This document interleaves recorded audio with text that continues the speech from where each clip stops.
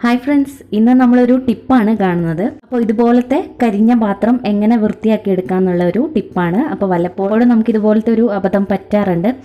അങ്ങനെയുള്ള സമയത്ത് നമുക്ക് ഉപയോഗിക്കാൻ പറ്റുന്ന ഒരു ടിപ്പാണിത്. പെട്ടെന്ന് തന്നെ ഇത് ക്ലീൻ ചെയ്തെടുക്കാൻ പറ്റും. അപ്പോൾ നമുക്ക് അതെങ്ങനെയാണ് ചെയ്യുന്നതെന്ന് നോക്കാം. കരിഞ്ഞ പാത്രം കത്തി വെച്ചൊക്കെ നമ്മൾ ഇളക്കി നോക്കും, എന്നാലൊന്നും അത് വിട്ട് വരില്ല, അത്രയ്ക്കും കട്ടിയിലിരിക്കും.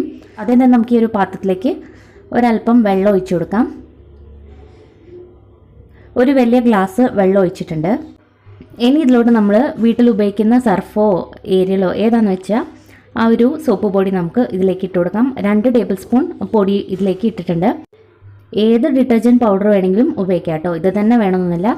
നമ്മൾ സാധാരണയായിട്ട് വീട്ടിൽ ഏതാണോ ഉപയോഗിക്കുന്നത് അത് തന്നെ ഇട്ട് കൊടുക്കാം.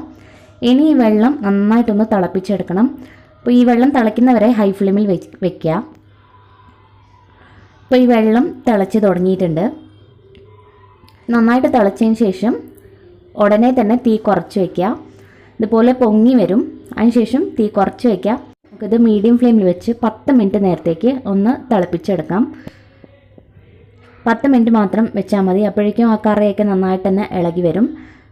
ഈ സ്പൂൺ വെച്ച് നമ്മൾ ഇളക്കുമ്പോൾ തന്നെ കാണാൻ പറ്റുന്നുണ്ട്, ആ ചെറിയ തരികളൊക്കെ വിട്ട് വരുന്നത് കാണാം. അതേപോലെ ഈ വെള്ളത്തിൽ നിങ്ങൾക്ക് കാണാൻ പറ്റും, ആ കറിയൊക്കെ കണ്ടില്ലേ, ചെറുതായി ഇങ്ങനെ വിട്ട് വരുന്നുണ്ട്. ഇതിപ്പോൾ 10 മിനിറ്റായി. ഇനി നമുക്ക് സ്റ്റവ് ഓഫ് ആക്കാം. ഇനി ഈ വെള്ളം കളയണം. അപ്പോൾ ഈ വെള്ളം കളഞ്ഞിട്ടുണ്ട്. ഇനി നമുക്കൊരു സ്പൂൺ വെച്ചിട്ട് ഈ കറ ഇതുപോലെ ഒന്ന് ചുരണ്ടി എടുത്താൽ മതി. പെട്ടെന്ന് തന്നെ വിട്ടുവരും. ഒരുപാട് ബലമൊന്നും കൊടുക്കേണ്ട ആവശ്യമില്ല. പതുക്കെ ഇതുപോലെ ചുരണ്ടിയാൽ തന്നെ ആ കറയൊക്കെ നമുക്ക് ഇളകി വരുന്നത് കാണാൻ പറ്റുന്നുണ്ട്. അപ്പോൾ വെള്ളം കളഞ്ഞതിന് ശേഷം ഉടനെ തന്നെ ഇത് ചെയ്യണം. ആ ചൂടോട് കൂടി തന്നെ ചെയ്യാം. അപ്പോൾ നമ്മൾ ആ കറയൊക്കെ നന്നായിട്ട് ഇളക്കിയെടുത്തിട്ടുണ്ട്.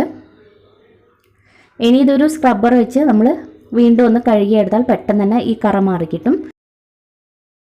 അപ്പോൾ ഇത് കഴുകാൻ വേണ്ടിയിട്ട് ലിക്വിഡ് ജെല്ല് ഉപയോഗിക്കാം, അല്ലെങ്കിൽ സാധാരണ സോപ്പ് ഉപയോഗിച്ചിട്ടും നമുക്ക് കഴുകാവുന്നതാണ്. പിന്നെ സ്റ്റീലിൻ്റെ ഒരു സ്ക്രബ്ബർ വെച്ച് കഴുകുന്നതായിരിക്കും നല്ലത്. പെട്ടെന്ന് തന്നെ ആ കറയൊക്കെ ഇളകി വരും. നമ്മുടെ സാധാരണ സോഫ്റ്റ് സ്പോഞ്ച് വെച്ച് കഴുകുമ്പോൾ കുറച്ച് സമയം പിടിക്കും. നമ്മൾ ഈ സ്റ്റീൽ സ്ക്രബ്ബർ ആകുമ്പോൾ പെട്ടെന്ന് തന്നെ ആ കറയൊക്കെ വിട്ട് വരും.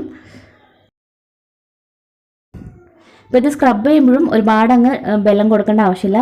നിങ്ങൾക്കിത് കണ്ടാൽ തന്നെ മനസ്സിലാവും, വളരെ സോഫ്റ്റായിട്ടാണ് ഞാനിപ്പോൾ ഇത് കഴുകുന്നത്. പെട്ടെന്ന് തന്നെ ഈ കറയൊക്കെ വിട്ട് വരും. അപ്പോൾ നമ്മൾ നന്നായിട്ട് തേച്ചെടുത്തിട്ടുണ്ട്. ഇനി നമുക്ക് ഈ പാത്രം ഒന്ന് കഴുകിയെടുക്കാം.